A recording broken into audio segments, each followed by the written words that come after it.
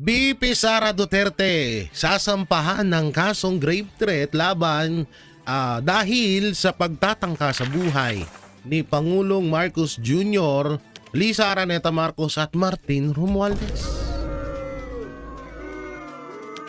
At eto, Leni Robredo at Marcos Jr. may matinding plano or pasabog laban kay Vice President Sara Duterte. Excuse me. Naragoy, mapriso ka.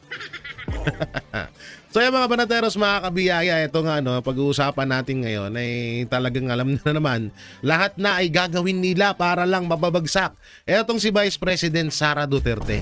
At isa na nga itong pagsasampa ng kasong grave threat laban kay sa ating future President Inday Sara Duterte.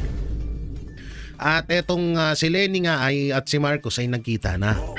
Hindi ko lang alam kung anong ginawa nila. At may matindi daw silang plano at laban kay BP Sara. Opo! Akala mo naman talagang natatakot kami. So, syempre, bago natin ito simula, wag niyo pong kalimutan na i-follow ang aking TikTok account na Jay Guevara at ang aking Facebook page na JG Banateros. Ayan, makikita nyo dyan sa screen. Napakalaki niyan. Punta na lang kayo sa Facebook sa TikTok. I-search nyo lang at lalabas ang aking pagmumukha. At syempre sa lahat ng social media platform ng Banateros Brothers and SMNI News. Yun. At bukas at mamaya po ay... mamaya ba? Wait. Mamaya ay mapapanood nyo po kami 6 p.m. to 8 p.m. sa Vox Populi sa SMNI at may matindi kaming mangyayaring guest at pasabog. Bakit ho? Gago ka ba? So dahil nga ngayon ay nagulantang talaga ang mga ulupong, ang mga hinayupak, ang mga ang mga crocodile farm, ang mga buhaya, ang mga kawatan ng mga demonyo sa bansang Pilipinas ay ginulantang ni BP Sara Duterte at ngayon nga ay nagkukumag sila at eto may isasampang kaso kilaban kay Vice President Sara Duterte. Ito po daw yung grave threat. Di ko alam kung saan na naman nila nakuha to. Kung saan na naman nila naimbento tong mga ganitong kaso-kaso na yan. Hindi ko alam kung bakit kung bakit tawag dito naisipan na naman nila yan. Kasi lahat na ng ano na sila ngayon, push. Oo, solid force sila ngayon, talagang matatawag na talagang full force. Full force sila ngayon para kay Vice President Sara Duterte. Lahat na gagawin nila ngayon. Kasi nga po tayo na sabi nila, patay tayo dito. Kaya nga dapat to mga kababayan sa lahat po ng supporters ng mga Duterte medyo kumilos-kilos din tayo. Wag ho nating hayaan na walang nyain at gaguhin lamang si BP Sara Duterte ng mga ulupong na to. Dapat gumawa din tayo ng kilos na ipakita natin sa mga anti-Duterte na kung gaano kalakas ang mga Duterte. Kung gaano kadaming nagmamahal sa mga Duterte dahil sa kanilang hadikain at tapang at malasakit para sa bansang Pilipinas. So syempre bago natin simulan paki-like and share na muna yung ating video dyan para mapanood pa po ng iba pa nating mga kababayan. At ito na nga ang ating mahiwagang kahon na kulay pink. Iba naman, kulay pink naman. Alam ko nabubuisit kayo sa kulay pink pero hayaan nyo na, maganda naman tingnan. At eto na nga ang unang lalabas dyan sa mahiwagang kahon na yan. Uniponggol, nandito na ho si Pastor Abanti, Manila 6 District. Sabi niya, kung ngayon ng eleksyon, palagay ko mananalo si BP Sara. Una-una, Abante, wala talaga eleksyon ngayon. Pangalawa, kahit anong eleksyon mo, ilagay si BP Sara, kahit sa kapanahunan mo pa, kahit panahon pa ng dinosaur, mananalos pa rin si BP Sara. No? Ikaw lang naman yung laging talunan. Kahit sa eleksyon, matatalo ka talaga. Comic lang nagpapanalo sa'yo, pinapaalala ko lang palagi sa'yo, baka nag-uulyanin ka na. Kahit sa eleksyon, mapa 2028, 2030, 2040 pala, 2040, Duterte pa rin ang mananalo. Itaga mo yan sa ulo mo. Ilagay mo yan sa bunganga mo. Total yung utak mo nasa bunganga mo naman palagi. Sa palagay niya, ibig sabihin sa palagay mo sa 2028 talo si BP Sara, di wow. Ikaw lang nagsasabi niyan, kayo lang nagsasabi niya ng mga garapata ni Marcos Jr. At ayun nga, may bali-balita na ibabalik daw ang Quadcom, baba. Additional talent fee with midnight snack. Grabe daw midnight snack dyan sa inyo. Pag madiin-diin daw yung banat 10 million? Totoo ba yon? Hindi nanggaling sa akin yan. Marami kaming in-interview sa box po sa Banatero, sa SMNI na katulad niya nila Greco Bellica at iba pa na na lumalabas nga na kada hearing nyo daw dyan. Di umano. Ano English ng di umano? Allegedly. Tama ba allegedly? May talent fee nga daw kayo na 10 million sa kada banat. Lalo't pag madiin-diin daw ang banat. Tama? Baka naman Kabeni, kahit 1 million lang niya, pang bayad utang lang. Kabeni, magbayad utang lang naman dyan, oh. Baka naman, di ba? Alam naman natin na kuripot ka. Sige, kaya ano. Sige lang, magdaldal ka lang dyan, ha? Dito naman tayo. Sino naman to? Sino to? Lokal mula sa Cebu City. Nanawagan sa Kongreso na i-impeach na si Sara Duterte. Hoy, kaninong tatay to? Ba't hindi nyo binibigyan kasi ng gin? Pag nangingi yung mga magulang nyo ng pambiling gin, bigyan nyo. Saka bigyan nyo rin ng pambiling kalamansi. Mas masarap yung gin sa kalamansi. Hindi yung tingnan mo. Tingnan yun, napabayaan nyo kung ano pinagsasabi. Diba? Kung ano pinagsasabi ni Tatang, kulang to sa tagay. Oo, putay na. Alam mo yung isang lasenggo na dumaan sa isang meeting tas biglang nakinig. Biglang nakisali ang putang ina. Bakit tatay? Ano po ang sapat na dahilan nyo para i-impeach si Sara? Confidential fund na naman? Sawang-sawa na ho kami dyan, umay na kami dyan. O baka miyembro ka din ng mga Judas or demonyo dito sa Pilipinas. Hoy, kaninong tatay to? Pakisaway naman tatay nyo. Sabihin nyo sa tatay nyo na uminom na lang. Kapag uminom, tulog, wag magmaoy. Putang ina mga haters. Baby Sara, yung mga haters mo, kung hindi mga may mga saltek, no, lalakas ng tama ng mga haters mo. Oo, may mga sari-sarilang imaginary friends, imaginary na kausap. Diba? Ang layo may mga vision na pang World War C. Alam mo yon, yung mga nila, yung mga ugali nila, wala na grabe yung hindi mo ma-imagine na isang tao na may pag-uugaling ganun. Ay nako, tatang, matulog-tulog ka ha. Inom ka na lang ng gin. Baka sakaling pagkagising mo, medyo maliwanagan yung utak mo. Ay nako, dito naman tayo. Eto, sabi huwag mo nang gumawa ng imahinasyon. Tumigil muna ang lahat sa pamumulitika. Putang ina nyo, kayo lang gumagawa nung gago. Tigilan yung imahinasyon. Kayo lang din gumagawa ng imahinasyon, lalo na yung boss mo. Sino nag-iimahinasyon dito? Tayo na sabi mo, di ba? Gabi-gabing nakakausap ni Marcos Jr. ang tatay niya. Anong imahinasyon yun? Di ba? Tapos sasabihin niyo, tigilan yung imahinasyon. Alam mo, Auntie Claire, sa lahat ng mga anti-Duterte dyan na makakapanood nitong video na to, bukod sa Pacquiao kayo lahat, kahit magsanib si Bongbong Marcos at si Leni Lutang, si Bangag at si Lutang, magtandem sa 2028, putay na, hindi nyo pa rin kayang talunin. Putay na, mga talunan, magsasanib, puwersa. Ew. Yuck. Alam nyo, sobra kong talagang na-realize yung sinabi ni Pastor Apollo Kibuloy, sinabi ni Tatay Digong, na ang politika sobrang kadiri. Sobrang marumi. Sobrang dumi. Sa lahat ng mikrobyo, ang politika nata ang pinakamarumi. Alam nyo kung bakit? Pero nyo, eto lang dating nagsusukahan yan. Dating nagbabatuhan ng dumi yan. Diba? Kulang na lang ipakain na lang sa isa't isa. yung dumi na ibinabato nila sa bawat isa. Pero ngayon sila ang magkakampi. Small world. Hindi na to small world eh. Dirty world na to eh. Putang inang yan, no? Grabe, no? Hindi ko ma-imagine. Tangina, biruin mo, lalong-lalo na sa mga dilawan, di ba? Yung mga dilawan, sino yung, nila, pambato nila, di ba mga Aquino? Sinasabi nila dati na si Marcos Sr. daw, ang pumatay kay Noynoy Aquino. Tapos ngayon kakampi na nila, ang galing. Ang galing, talaga. Iba rin.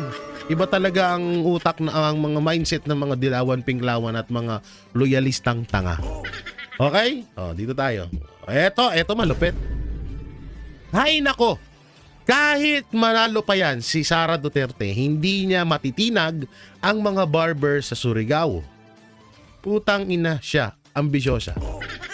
Sabi ni Kong Bernadette Barbers. Ito po disclaimer po kung sakali man hong totoo etong post na to. Kung sakali man pong totoo ito at kung hindi naman po ito totoo, hindi etong mga opinion ko sasabihin ay wala pong kwenta ito, no? Kung halimbawang hindi totoo etong post na to.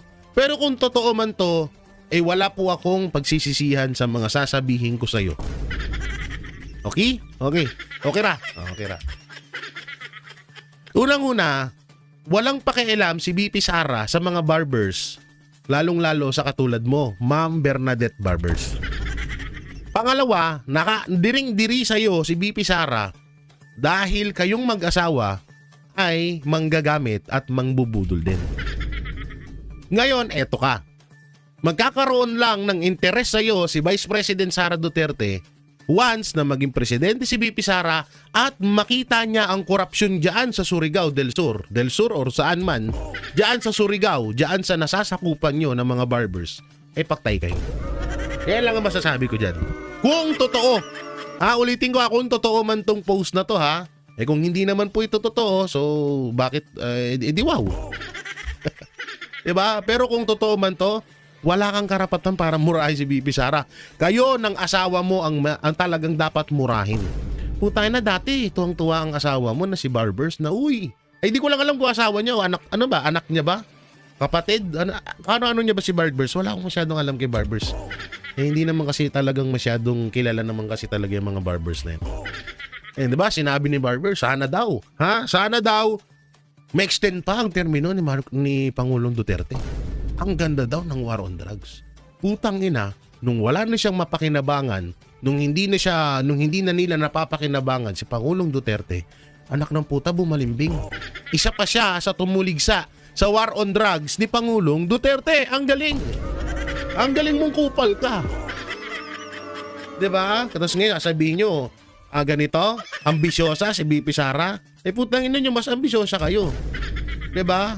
Ang ina, lahat ng, real talk. Sa lahat ng mga politiko, buta na lahat kayo gusto nyo maging presidente, gago.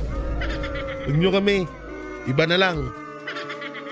Ito pa, disclaimer ulit kung sakaling totoo to o hindi. Kung totoo man to, fuck you. Kung hindi, good luck. Ay, nako. Ito, dito tayo. Anjo Iliana.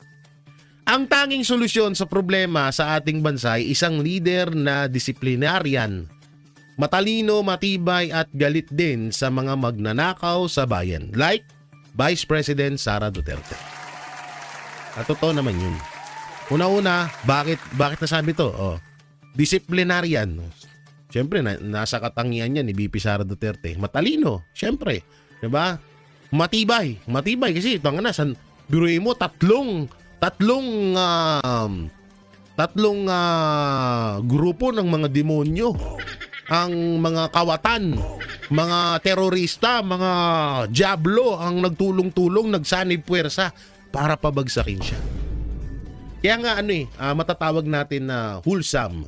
Matatawag natin na nasa katangian na ni Vice President Sara Duterte ang lahat ng hinahanap natin bilang leader. Matibay, matapang, matalino, 'di ba? May puso, may malasakit, sa kanya na lahat 'di ba? Kay Marcos na adik.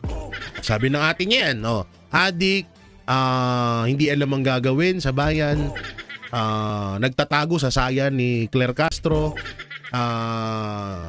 sinungaling, kagaya ng sinabi ni Leni Robredo. So lahat naman ng kabaliktaran ni Vice President Sara Duterte, putang ina, sinalo lahat ni Marcos Jr. 'Di ba? Sinalo lahat ni Marcos Jr. ang kabaliktaran ni BP Sara Duterte. Yan ang ano dyan. So, Anjo Iliana, asahan mo, nababanatan ka na naman ng mga tanso vlogger. Okay, dito tayo. Ano to? Marcos Jr. hindi nakipag-handshake kay Gloria Arroyo sa isang event. Ano naman? Ano naman kung hindi naman kawalan na tsaka kung ako din naman ang nasa kondisyon ni former President Gloria Arroyo, puta na, baka mamaya saan mo pa hinawak yung kamay mong hayop. Baka mamaya, baka may pulburo niya, masinghot ko pa. 'Di ba? So, para sa akin, hindi big deal yon sa kay Gloria kung makamayan siya ng walang kwentang presidente. Tsaka ito mas ano naman, kung si Gloria ay isang korap at wala ding kwentang presidente, at alam ko rin naman yan, hindi ko pinagtatanggol si Gloria dahil okay siyang presidente, wala rin siyang kwenta. Parehas lang sila ni Marcos Jr. Pero ang masasabi ko, mas dihamak naman na mas talagang quadruple na walang kwenta si Marcos Jr. kaysa kay Gloria Arroyo. Saka ito, kung hindi man kinamayan ni Marcos Jr. si Gloria, baka dahil sa kay BP Sara din. Dahil alam din natin na si Gloria Arroyo medyo malapit din kay Vice President Sara Duterte, 'di ba? So baka 'yun ang dahilan. Ewan natin, o baka nandidiri lang si former President Gloria Arroyo kay Marcos Jr. Malay natin, hindi natin alam. Baka ganun ang dahilan, ha? Hayaan na natin. Kahit din naman siguro ako kakamayan ako ni Marcos Jr. Totoo ayoko nga siya makita Hindi siya totoo. Di ba lahat, pag sinabing presidente, puta na parang, uy, puta na, presidente yan. Kailangan makapagkamay ako niyan, kailangan makapagpa-picture ako niyan. Kailangan na makausap ko yan, diba? Parang ganun Pero puta na, ngayon, sabi, andiyan si Marcos Jr. sa labas, magpa-picture ka, tulog na lang ako. Wag na. Wala mang kwenta yan ba't ko pa pag-aaksaya ng panahon yan? Diba? So ako, ordinaryong Pilipino, ganun naisip ko, what if pa kaya itong mga kilalang personalidad? Diba? Kaya hindi big deal yun. Okay? Ay, putang ina. Mukhang puwet ang hayop. Ano na naman pinagsasabi nito? Ano sabi niya? President Leni Robredo, Senate President Chel Jokno, Senator Vico Soto, Speaker Risa Hontiveros. Anong nahawa ka na kay Marcos? Ano to? So ano siya, imagination niya. Ang presidente daw si Leni.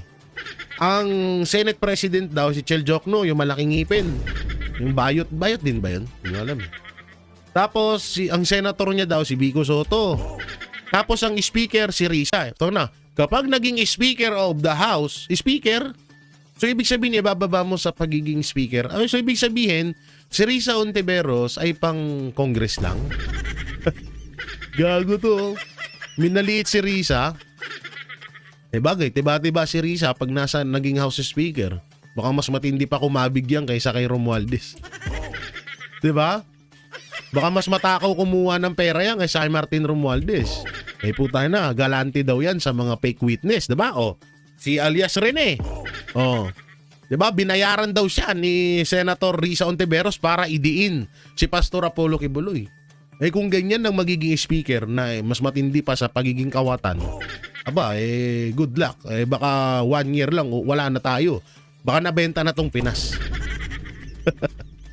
Ayop na yan. Okay, sagwa ng mukha mo, lumayas ka na dyan. At eto nga, kasi nga, uso ngayon ang usapang political dynasty. So nagulat ako na ang Ortega politician or political clan, ay putang ina, ang dami pala. Akala ko si sister ko lang si sister. Si sister ko yan Sister Ortegi. Siya si Paulo Ortega sa umaga. Siya naman ay si Paula Ortegi sa gabi. So diyan pala, hindi ko lang tukoy kung saan silang lugar. Sila din pala mga magkakamag-anak ang naglalabanan diyan. O yan o, lahat po ito, puro mga Ortega po. Ngayon, etong iba na sinisilip nila yung political dynasty daw ng mga Duterte sa Davao, sila Pulong, si Omar, yung iba pa ng mga Duterte, si Pangulong Duterte, si VP Sara, si Mayor Basti Duterte. So sinisilip nila. Pero, putang ina to, eto lantaran, ba't hindi nyo masilip? 'Di ba? Ayaw nyo sa political dynasty, pero yung mga kasamaan nyo, mas matindi pa sa political dynasty. No, puro magkakamag-anak yan. Check nyo. I-search nyo kung totoo man o hindi. At eto pa nga, 'di ba? Speaking of Sister Ortegi, sabi niya, House eyes examining Sara Duterte Bank record impeachment. Prove. Say Ortega. Yun. Obsessed na obsessed ka girl kay BP Sara, ha? Hindi ko alam kung siguro kapag nakita mo si BP Sara baka masabunutan mo. Sobrang ka-obsessan mo kay BP Sara Duterte. Pati bangko ni BP Sara gusto mong examining. Aba matindi ka, ha? Gusto mo yung mga examining girl, ha? Tindi mo girl, ha? Tangina. Sa bagay, sabi nga ni Greco Beliga, di ba? May talent nga daw kayo sa kada hearing. Uy! Puta na, dami naman pang-booking ni bakla. Ang dami na naman pang-booking ni bakla. Babaha na naman ng titi sa inyong kwarto. Ay, sorry. Sorry sa mga nanonood dyan. Masanay na kayo sa akin. Hindi ko naman 100% kung bayot ba talaga to si Ortega. Pero kasi minsan sa mga hearing may pitik kasi. Alam mo yun, may ganun eh. Oo, minsan parang alam mo yung mga ganyanan niya, diba? Pansinin niyo yung hearing niyan, yung paglalakad. Sa pagsasalita, madaling dayain ng pagsasalita. Hindi mo mahalata ang bayot ka. Saka hindi rin naman problema ng Pilipinas ang pagiging bayot mo. Ang problema, kung bayot ka na nga, tapos ganito pa ugali mo, wag na lang. Stop. Ha? Ito yung matatawag, ito yung mga tinatawag ni Sir Jack na mga baklang kanal. Baklang kanal dahil sa pag-uugali nila at sa kanilang karakas. Ganun na rin yung ugali karakas. Isa lang ba yun? I-comment nyo lang dyan. Goodbye sister, mamaya ka na ha. At eto na nga, ang sinasabi ko. Kiko D, paalala, bawal ang panawagang Marcos resign sa kanilang trillion peso March rally. Ang galing. Ang galing, no? Alam nyo kung bakit ang galing? Biruin mo, pinatay lolo mo. Sabi nyo, kayo nagsabi niya mismo, di ba? Naubutloy ako. Pinatay ang lolo mo ng tatay niyan. Tapos ngayon pinagtatanggol mo. Putang ina. Isa kang tiwail or isa kang hudas, hoodlum, black sheep sa pamilyang Aquino. Nakakadiri kayo, putang ina.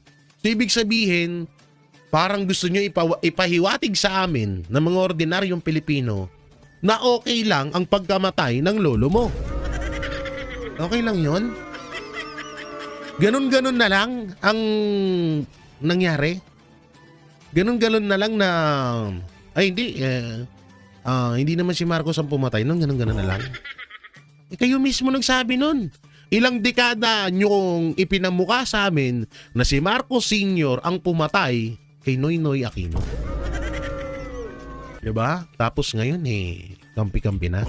Wala namang problema sa kampihan kung nasa tama.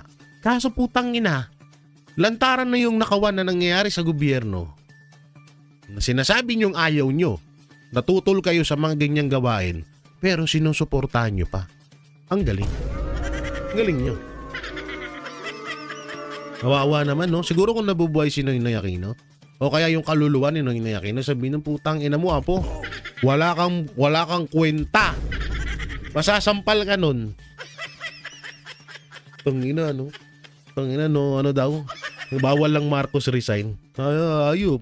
Ayos, diba? Ang galing. Ang galing. Kaya nga siguro naiisip ko rin na baka, kasi marami nagsasabi na ang strategy ni Marcos Jr. ngayon at strategy ni Cory Aquino noon ay halos may pagkaparehas.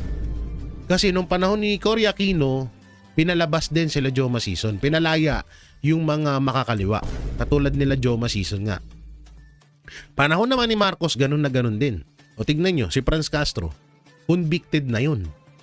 Ilang beses nang binabaan ng korte yun. Pero asan si Franz Castro?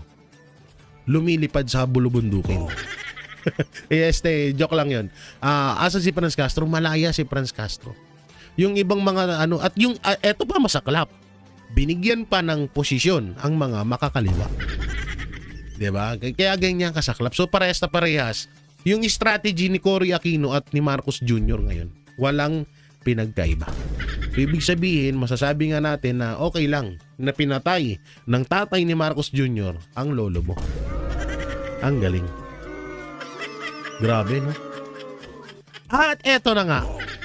Sabi ni Romeo B. Puquiz, kung pisikal na anyo ang pagbabasihan kay na BBM at Martin at Sara, madaling matukoy kung sino ang lubhang apektado sa lahat ng kaguluhan ito. Ito gumagana na ba ang karma?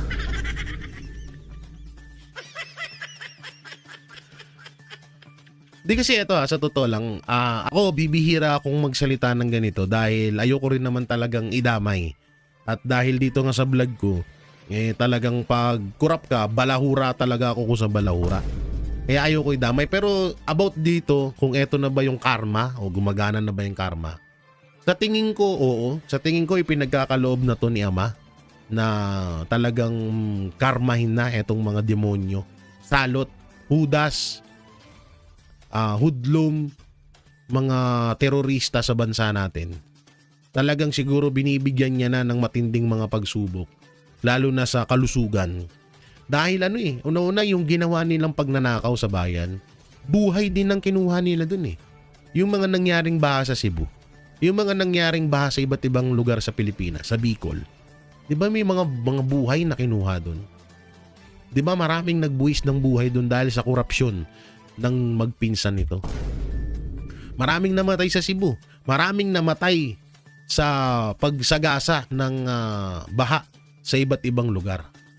So lahat yun, lahat ng buhay na yun, talagang matatawag na hindi nila deserve na mamatay sa ganun pamamaraan. At hindi sila dapat mamamatay kung hindi dahil sa pagiging kurakot, demonyo na magpinsang Marcos Jr. at Martin Romualdez. Yun. Kaya ako siguro, papabor ako dito sa sinasabi ni Sir Romeo na karma na ba to? Oo, karma na yan. Yung isa nga dyan nakaligtas eh.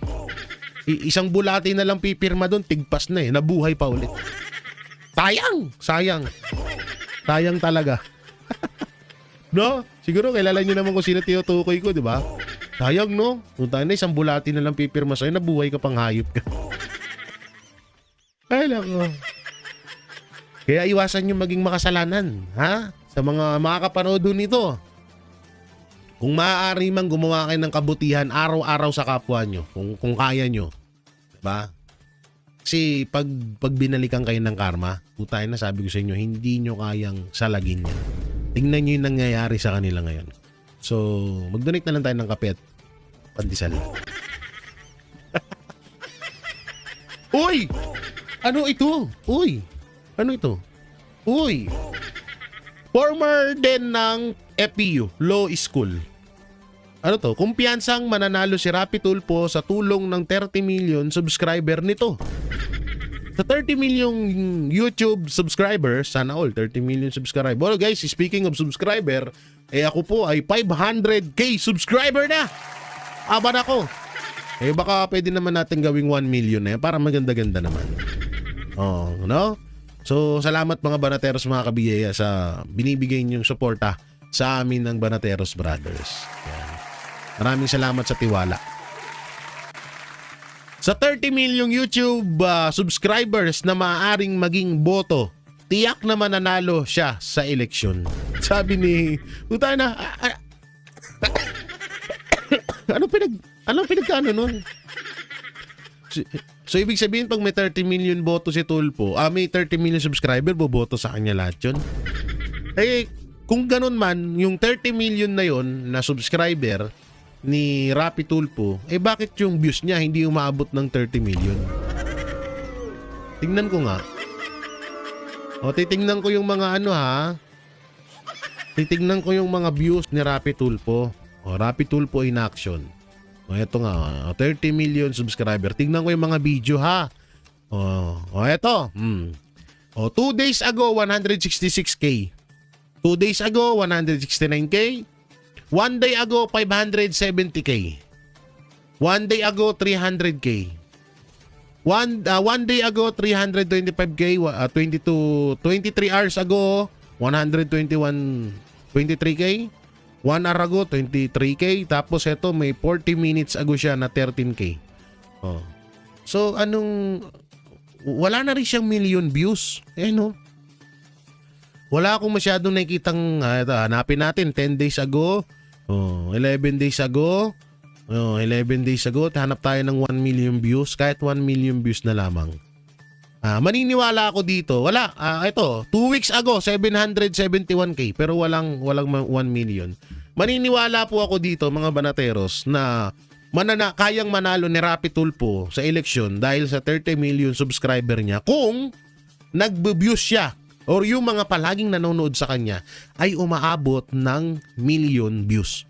Pero kung sa 100k lang, 300k, putang ina. So, ibig sabihin, na clickbait mo lang sila.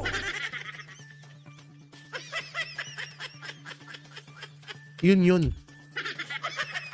Bakit? Akala nyo po, eto halimbawa, tumakbo ako ng Congress.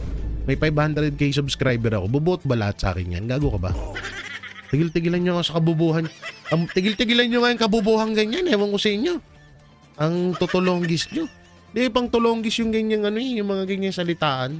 Totoo, pang tulonggis talaga. Eto pa. Makabayan Black, umapilang buhayin muli ang Quadcom. Uy! Versus Sara sa lalong madaling panahon. Yun pa. Quadcom. Gusto nyo ulit magka-Quadcom? Bagay. Sabi nila, puta na, tiba-tiba na naman tayo dito. Hindi sa totoo itong impeachment ni VP Sara Duterte. Pera napakalaking pera po ng dumadaloy dito. Sa tingin nyo gagawin nila yung mga bati-batikos nila? Hindi naman mga tanga yung mga yan. Hindi sa totoo lang hindi bukod sa tanga sila, wait lang. Paano ko ba may deliver to?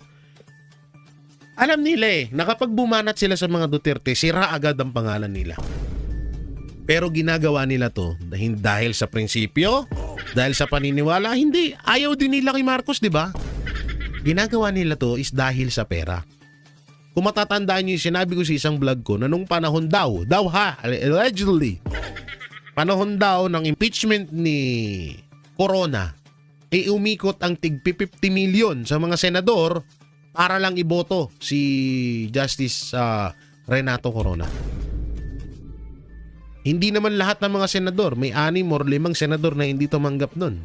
Pero talagang nangyari yun. Lalo pa kaya ngayon na napakalaking pera ang nawawala sa kaban ng bayan at dagdag pa ang utang ng Pilipinas. Sino ang may hawak niyan? Siyempre, ang mga anti-Duterte ang may hawak ng napakalalaking pera na yan. Trilyon-trilyon ang nakuha nila sa pera natin. Kaya itong impeachment laban kay Vice President Sara Duterte ay manapakalaking pera po ang nananalaytay dyan. Hindi lang milyon, hindi lang bilyon or baka trilyon peso pa nga. Kaya ginagawa nila yan. At isa pa na kaya nila itong ginagawa kasi talagang mawa-wipe out sila. Okay? Hindi naman talaga mawa-wipe out talaga yung mga yan. Ubos yan. Oo, sa totosin, inubos na nga nila Pastor at ni Pangulong Duterte ang mga makakaliwa na yan. Yan si Pastor. Talagang talagang nirequest yan ng mga makakaliwa na ikulong yan. Na gipitin yan. Kasi nga, tangina, isa sa mga umubo sa mga makakaliwa sa mga demonyo yan dito sa Pilipinas. Ang mali niya nga lang, yung isang demonyo, sinuportahan niya dahil nga kay Vice President Sara Duterte. Pero hindi niya naman susuportahan si Marcos Jr. kung iba-iba yung naging katandem ni Marcos eh. Kung halimbawang mga Aquino ang naging katandem ni Marcos Jr., malabong suportahan ni Marcos ni Pastor yan at ng SMNI. Sadyang sadyang katandem lang ni BP Sara Duterte itong si Marcos kaya sinuportahan ni Pastor Apollo Kibuloy at ng SMNI at ng buong KOJC. Ba? Kaya ito sila galaw ng galaw. Una bukod sa may pera dyan, napakalaking pera niyang impeachment na yan. Yun nga, yung kapangyarihan na pangmatagalan nilang Kasi nabuhay muli sila, di ba? Dahil na dati ang mga makakaliwa, alam natin nasa bundok lang. 'Di ba? Pero ngayon po tayo na upgraded na, vlogger na rin sila. May audition pa. Saan ka nakita noon, 'di ba? Oh, nanghihikayat pa sila lantaran ha. Kasi dati hindi nila magawa 'yan. Yung lantaran na, magbibideo, sali na kayo sa amin. Masaya dito. Nagmamahalan dito. Pag natikman nga na ni Commander, asan ang pagmamahal dito? Di ba? Utangin yan. Kaya nga sabi ko sa mga kaliwan, kaya takot yan. Wipe out yan. Ubus lahat yung mga hinayupak na yan pag nakabalik ang mga Duterte. Itagan nyo yan sa bato. At speaking of wipe out, yan. Isa pa to, si Senator Robin Padilla sa mga nakasama sa ganyan, yung mga ng mga makakaliwa. O eto. Robin handang mag-BP or mag-Vice President kay Pres candidate Sara Duterte. Ayos to. Ibinahagi ni Senator Robin Padilla na bukas siya sa posibilidad na tumakbo bilang Vice President sa 2028 election, partikular kung hihiningin ito sa kanya ni Pangulong Duterte. Kapag utos ni Digong, walang pwedeng mag-utos sa akin kahit sino. Si Digong lang.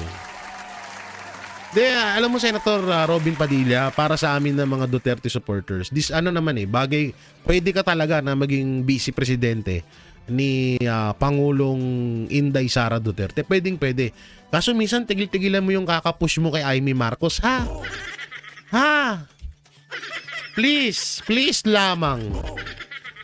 Senator Robin Padilla, please lang. Tigil-tigilan mo yung kakapush kay Amy Marcos. Na si Amy Marcos na lang maging vice presidente. Hindi ka pa ba nadadala? Are you happy now? Happy ka ba sa nangyayari ngayon? Kasi kung ano may nakikita mo nangyayari ngayon, isa lang ang masasabi namin yan. Isa lang ang masasabi ng bawat Pilipino yan dahil sa mga Marcos yan. Kaya tigil-tigilan mo na yung Senator Robin, yung mga, si Amy, yung power of the girl. Si Amy dapat, maganda tandem ni Sara, gano'n. Tigil-tigilan mo yung ganyan mo. Kung biro man yan, napakapangit na biro. Kung gusto mo, ikaw na lang maging vice presidente ni BP Sara, susuportahan ka pa namin. Pero kung ipupush mo sa mukha namin, ipapamukha mo sa amin, na si Amy Marcos ang itatandem kay Sara, wag na lang. Tigil-tigilan mo. Baka sabihin ni Pangulong Duterte na, Robin, tanga ka ba? Sorry sir. Alam nyo, kaibigan ng Banateros Brothers si Senator Robin Padilla, pero sabi nga namin, pag tama palakpakan, pag mali banatan. Hindi, alayo kasi nun. Hindi pa ba tayo nadadala sa kagagawan? Tingnan nyo nangyayari niya sa Pilipinas. Lahat to, kagagawan ng mga Marcos. Diba? Tapos mag-aahalal ka ulit ng isang Marcos sa isa sa mga mataas na posisyon. Wag na, tigilan mo. Ikaw na lang tumakbo, suportahan ka pa namin. Pero wag mo ipush si Amy Marcos.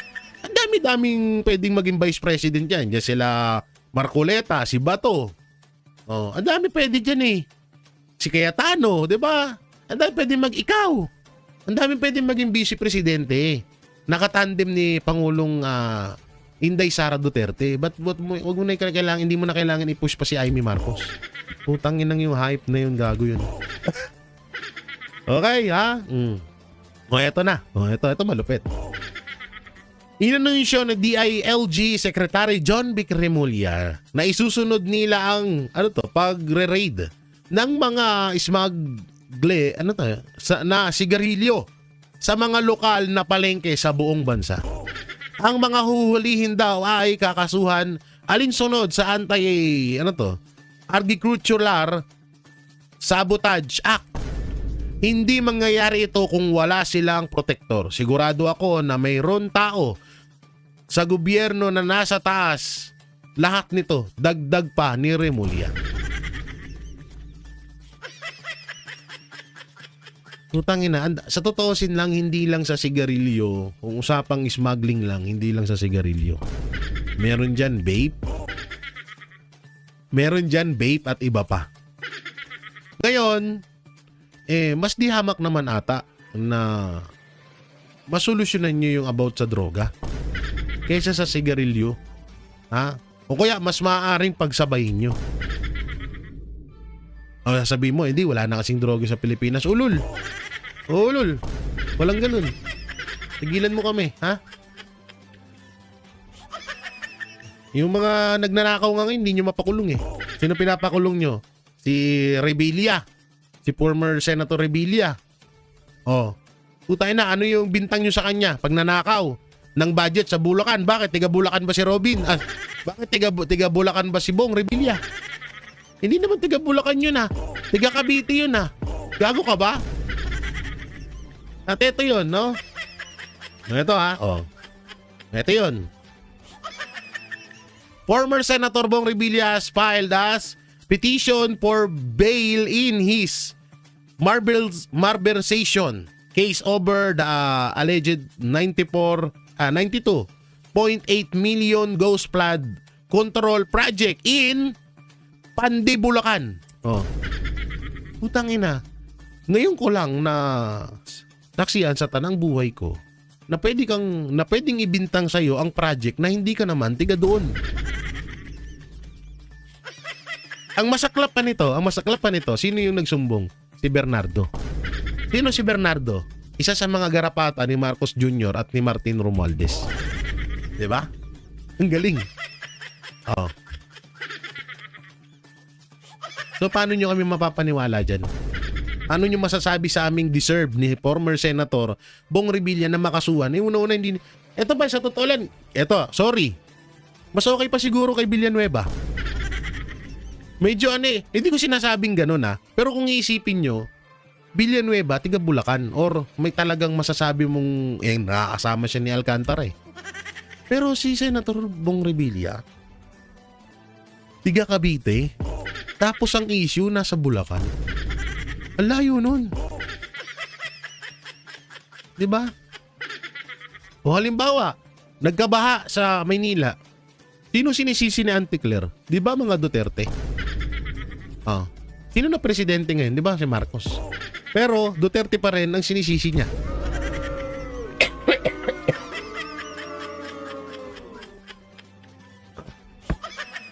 Kaya ito medyo dito ako nabubuisit talaga eh. Pero alam naman na namin na sabi ko nga doon nga sa panaginip ko ay talagang etong mga Remulla ay bulong ng bulong kay Marcos Jr.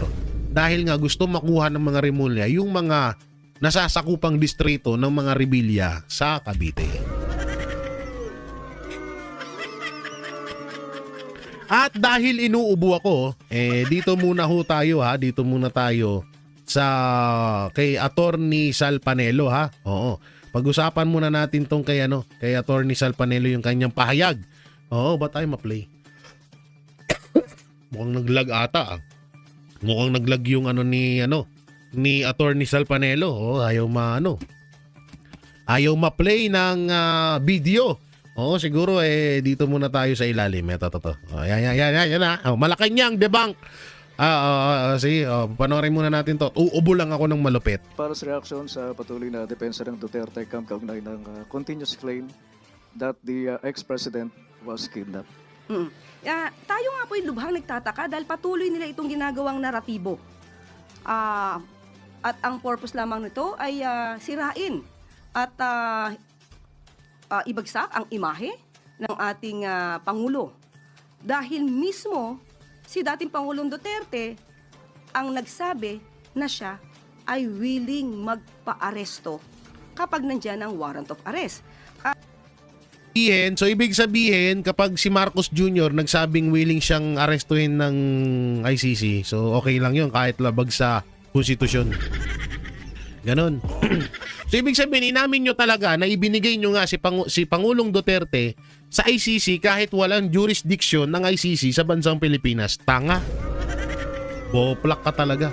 At ito nga po ay aking nakita sa isang news kung saan Philippines Duterte says he will accept arrest if ICC issues warrant.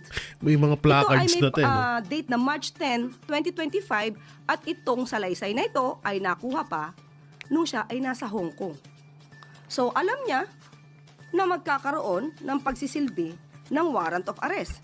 At ito pa ang sinabi niya, and I quote, assuming it's referring to warrant. Oo nga, nandun na nga tayo sa point na alam niya. Ayan tanong, bakit nyo ibinigay? Bakit nyo pinapasok ang ICC sa Pilipinas? Wala nga jurisdiction yan dyan. Labang yan sa konstitusyon. So tanga ka, ba't mo inamin? Hindi ibig sabihin, totoo nga talaga lahat na mga paratang kay Marcos Jr. na ultimong si Pangulong Marcos Jr. ang lumalabag sa konstitusyon. Boplak. Hindi nag-iisip ang putang ina. Bobo! Basta lang salita tong hinayupak na to eh. Meron na ba to? Ayoko kasi talaga nang mag-reaction kay Auntie Claire kaso naglag tong isa na to eh. Oo, naglag na. Paano ba? I-refresh natin. I-refresh ba? Ayaw eh. Oo, naglalag no. Naglalag si Atty. Salpanelo. Ayaw niya na. So, tapusin na natin to. Oo. Dito tayo. Saan yun? Saan yan? O, yan na. O, dito tayo. O, eto ha. O. Ha. Sabi dito, nasa tanggapan na ni House Speaker Bogie D ang ika-4 na impeachment complaint laban kay Vice President Sara Duterte. Nauna nang sinabi ng kampo ng BC na sasagutin nila ang mga reklamo sa tamang panahon alinsunod sa konstitusyon. So yun naman pala eh. Wala na, anong problema nyo dyan? Tsaka in fairness, ang bilis ng impeachment ngayon ha. Oo, kasi nung una nagka-leche-leche no. So ngayon mukhang pe-perfect na nila. Tsaka yung impeachment kay Marcos Jr., Bogie D, bakit parang di mo pinakailaman yung kay yung pinasang impeachment nila Atty. Topacio? Bakit kay BP Sara parang ang bilis-bilis nyo ha? Ang galing ha. Ito pa. Ito nakakalungkot to. Representative Pulong Duterte, pinaghahandaan na raw ang funeral service kung sakaling bawian ng buhay si former President Duterte sa daig. Medyo sa tutusin hindi ko pa rin kayang imaginein na ganito ang mangyayari kay Pangulong Duterte. Pero sana ay ipanalangin pa natin kay Ama na makaya pa ni Pangulong Duterte na abutan ang pagiging presidente ng kanyang anak sa 2028 election at makasama natin siya kahit sa huling kanyang hininga ay makapagpasalamat tayo kay Tatay Digong sa mga nagawa niyang kabutihan, tapang at malasakit sa bansang Pilipinas. Grabe no? Hindi ko lubos akalain. Pero yun, lahat naman tayo mga banateros mga kabiyahe, darating din tayo sa puntong to. Dahil itong buhay natin hiram lang natin to eh. No, ipinahiram lang sa atin to kaya dapat talaga gumawa ka ng kabutihan hanggat nabubuhay ka pa sa bansa mo. Para may maganda kang istorya sa buhay mo. At ayun, mas patimtimin pa natin ang panalangin para kay former President Rodrigo Roa Duterte. So dito tayo. Ito na yung sinasabi ko kanina. Under review. Pinag-aaralan na ng prosecutors ang resolusyon para sa reklamong exciting to sedition at grave threats laban kay Vice President Sara Duterte. Ayon kay attorney Department of Justice DOJ spokesperson Polo Martinez. Matatanda ang inainan ng National Bureau of Investigation or NBI ang mga reklamo noong nakaraang taon kasunod ng mga banta ng BC kana Pres Bongbong Marcos, First Lady Lisa Araneta Marcos at House Speaker Martin Romualdez. So kumikilos na sila ngayon talaga. Lahat na ng pwede nilang gawin ay isusulong na nila laban kay Vice President Sara Duterte. Una-una, kapag ito ay hinayaan ng alam ko na hindi ito papayagan ng Supreme Court. Kasi una-una, isipin nyo maigi. Yung sinabi ni BP Sara, wala namang pagbabanta doon. Kasi sinabi niya, kung sakaling patayin ako, may papatay din sa kanila. So, ano yun double meaning yun Pwedeng maaaring mga Duterte supporters ang gumante kapag pinatay si BP Sara Duterte, pwedeng ganun. Diba? So wala naman siya sinabi na papatayin ko kayo, ganito, ganyan, ganito. Wala namang rektang ganun kasi sabi niya kung sakali. Diba? May kung at kung sakali. Kung sakali na ako'y patayin or ipapatay ako, may papatay din sa inyo. Sige, i-review nyo lang ng i-review. Alam naman namin na natataranta kayo. So eto na nga, ang pinakahuli nating pag-uusapan ay itong pasabog ni Leni Robredo at Marcos Jr. Pagbisita ni PBBM sa Naga, super big deal Robredo pala. Para kay Mayor Leni Robredo, malaking bagay ang pagbisita ni Pangulong Ferdinand Marcos sa flood control operation sa Naga.